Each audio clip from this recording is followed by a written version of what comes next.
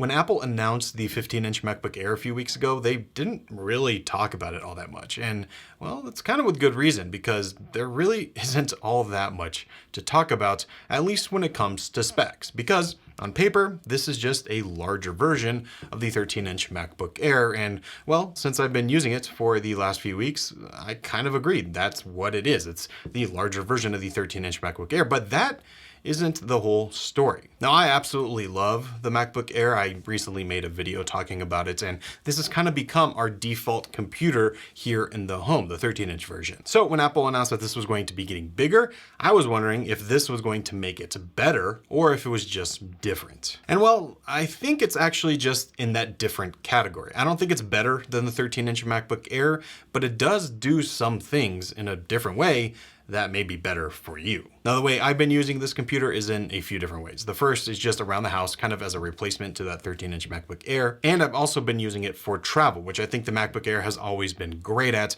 It's thin, it's light, and in this case, it actually has a good big screen. And over the last week, I have been on the road traveling, and this is the only computer I brought with me. And for traveling, well, I really like this thing. But before we get into more on the MacBook Air, I want to talk about this video's sponsor, Anker SOLIX. So this is the Anker SOLIX F1200 portable power station. And if you've been watching my channel for a while, you've probably seen this thing because, well, it's not exactly new, but one thing is, and that's the whole brand and the name. But this power station is something I use all the time when I'm traveling. It basically lives in my car because it gives me a ton of power when I'm on the go. So inside are high quality, high power lithium iron phosphate batteries that can last up to 10 years and 3,000 charge cycles. So it's pretty reliable. And it's 1,229 watt hours with a 1,500 watt capacity. So this thing is packing a ton. And in this kind of unibody impact-proof design, which you can tell I've used because it's a little banged up, I won't hesitate to admit that. But with that design, you get everything you need. So you have all your ports, you've got USB-C,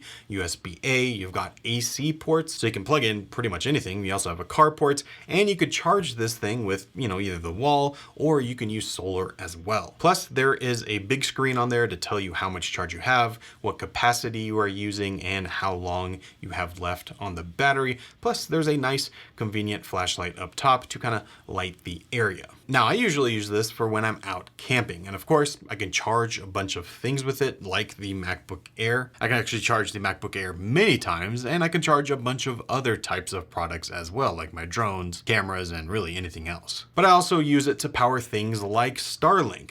Sometimes I like to work when I'm out in the middle of nature, and having Starlink is great. I can plug this thing in and run it for multiple days. Or what my wife likes is to use it at night. When it gets a little bit colder, she likes to use a heated blanket when we're out there sleeping, and that works great for this. Now, using it while camping is great, but of course you can use it for many other things, and I have done that. For instance, maybe someone somewhere left a light on in the car overnight, and when I went out to start it, the battery was dead. And of course, as luck would have it, I don't have anyone to give me a jump, and the car is parked too far for my extension cord to reach to plug in my car battery charger. But that is where the F1200 comes in to save the day. I can plug in my car battery charger to the car, plug this into the F1200, and within no time, I am able to start my car. And that's kind of the whole point of the F1200. It goes with Anker SOLIX's slogan, which is live in power. So no matter where I am, no matter what I'm doing, I have the power to do what I need. So if you want to pick this up or any of the other Anker SOLIX products,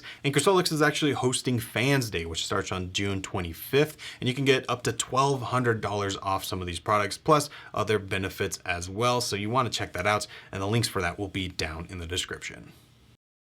Okay, so back to the MacBook Air for traveling. For me, the laptop that I typically use before this came out was the 14-inch MacBook Pro. And the reason I chose the 14-inch is because the 16-inch or even the 15-inch MacBook Pro that came before it was just a little on the big side for me. And that bigness came in two ways. It was the physical size of the computer and, fitting it in certain bags. For instance, I have one camera bag that is pretty compact, but it does have a laptop sleeve, but the larger laptops just don't fit in it. And I would like to be able to take it with me. And then there's also the other side, which is the weight. And the 16-inch MacBook Pro is a big, chunky laptop.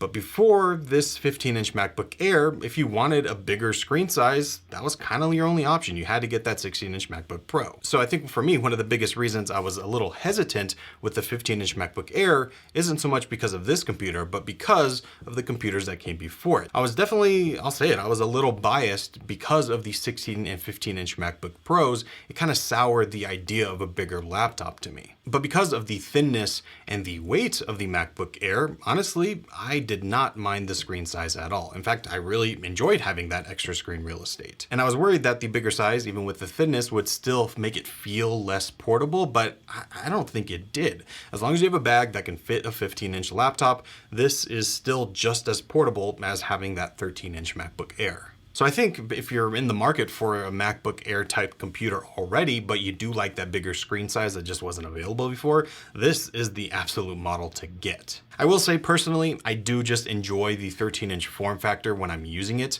a little bit better. It just feels better in the lap, feels better when, when I'm on the couch or in a chair. It just is a nicer experience. But when it comes to just usability, the 15-inch, it's the way to go. But having that size gives you a few other things that I just wasn't really expecting. I guess I probably should have, but I just wasn't when I was going into it. And the main thing is battery life. The battery life on this thing, for me at least, was great. Now I'm using this thing in the way I think a MacBook Air has been intended to be used, or the way a lot of people do use it, which was for web surfing, replying to a ton of emails, writing a few documents, and even, checking out some photos and doing some light photo editing from our trip. And the M2 inside performed, well, I mean, exactly the same as the 13-inch MacBook Air. And I purposely bought the same spec as the 13-inch MacBook Air that we have, so it was the exact same experience, just with a bigger screen. So no disappointment there. But what was different, or at least noticeably better, was that battery life. So for that trip, we were gone for about 6 days. And when I put the MacBook Air in my bag when we left, it was at 100%, and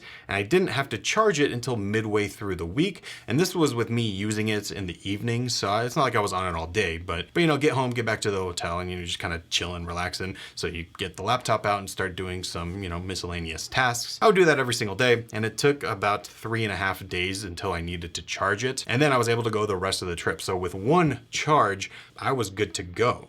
So with the thinness and lightness and the battery life, this for me is the ultimate travel computer. You get kind of the best of all worlds. You get that M2 performance, you get a big screen size, and you get excellent battery life. It's kind of what Apple promised laptops should be.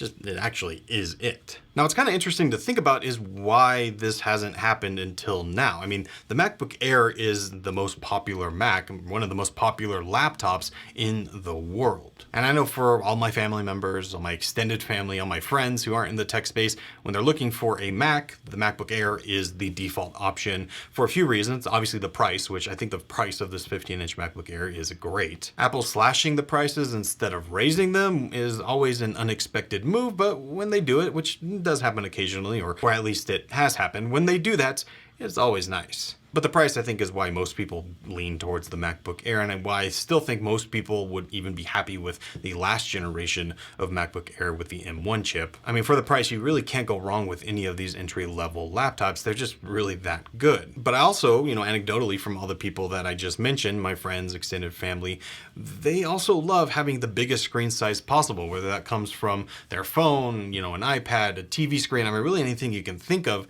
They love big screens. And I don't know why I'm against that trend. I like to get the smallest screen I can. I don't know why I'm like that. I'm definitely in the minority with that. So I think, it's pretty undeniable that this 15-inch MacBook Air is probably going to sell like crazy. And I'm just interested why Apple hasn't announced one of these until now. And really the only hint we have that I've seen at least is from the talk show from John Gruber, where he had a few of the Apple execs on, and John Turnus, who's in charge of Mac hardware. He said that basically Apple Silicon is why this laptop is happening now rather than before, because it gives you all those things I talked about, so like having the bigger screen size, but still having great power and great efficiency in that battery life. Now you actually have that. So it makes sense why this is happening now. But I also feel like with Intel, they still could have done this and sold 1 million of these laptops. Well, way more than 1 million, but you know what I'm saying. But hey, I'm glad that this thing exists. I really love this laptop. I'm not exactly sure if I'm going to keep it over the 13-inch, but I still